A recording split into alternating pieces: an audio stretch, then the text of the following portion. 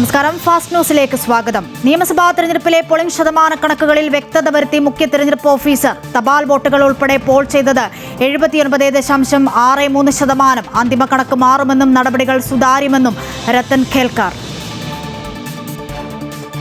Kannur Anjarakandy dental കോളേജിലെ വിദ്യാർത്ഥി നിതിൻ രാജിന്റെ മരണം അന്വേഷിക്കാൻ പട്ടിക ജാതി കമ്മീഷന്റെ ഉത്തരവ്. 5 ദിവസത്തിനകം റിപ്പോർട്ട് നൽകണം. ജാതി അധിക്ഷേപവും മാനസിക പീഡനവുമാണ് മരണത്തിന് കാരണമെന്ന് ആവർത്തിച്ചു കുടുംബം. കുറ്റക്കാർക്കെതിരെ നടപടി ആവശ്യപ്പെട്ട് യുവജന സംഘടനകളുടെ പ്രതിഷേധം ശക്തം. വനിതാ സംവരണ ബില്ലിലൂടെ ഇന്ത്യ പുതിയ ചരിത്രം രചിക്കുകയാണെന്ന് പ്രധാനമന്ത്രി നരേന്ദ്രമോദി. സാമൂഹിക നീതി വെറുമൊരു മുദ്രാവാക്യമല്ലെന്നും സ്ത്രീ കേന്ദ്രീകൃത വികസനം ലക്ഷ്യമിട്ടുള്ളതെന്നും നാരീശക്തി വന്ദൻ സമ്മേളനത്തിൽ പ്രധാനമന്ത്രി. ബിൽ അവതരിപ്പിക്കുക 16 തുടങ്ങുന്ന പാർലമെന്റ് സമ്മേളനത്തിൽ. സംസ്ഥാനത്ത് താപനില ഉയരുമെന്ന മുന്നറിയിപ്പ്. ഇന്നു മുതൽ 3 ദിവസത്തേക്ക് 12 ജില്ലകളിൽ യെല്ലോ അലർട്ട്. പാലക്കാട് ജില്ലയിൽ 40 ഡിഗ്രി സെൽഷ്യസ് വരെയും കൊല്ലം ജില്ലയിൽ 39 ഡിഗ്രി സെൽഷ്യസ് വരെയും ഉയരും.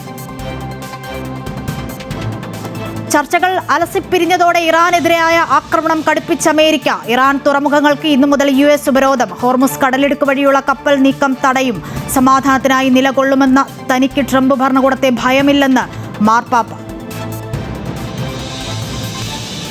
ആഭ്യന്തര LPG വിതരണം സാധാരണ നിലയിലാണെന്ന് കേന്ദ്ര പെട്രോളിയം മന്ത്രാലയം. അന്താരാഷ്ട്ര തലത്തിൽ പ്രതിസന്ധി നിലവിൽ ഇന്ത്യയെ ബാധിച്ചിട്ടില്ലെന്നും കേന്ദ്ര സർക്കാർ.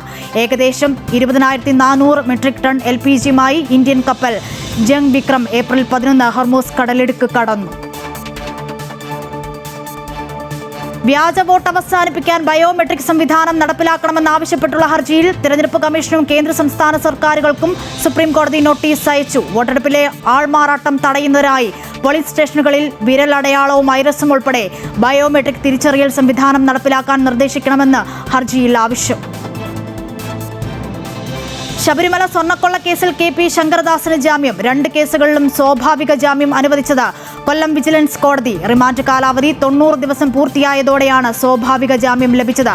ശങ്കരദാസിന് കൂടി ജാമ്യം ലഭിച്ചതോടെ കേസിലെ എല്ലാ പ്രതികൾക്കും ജാമ്യം ലഭിച്ചിരുന്നു.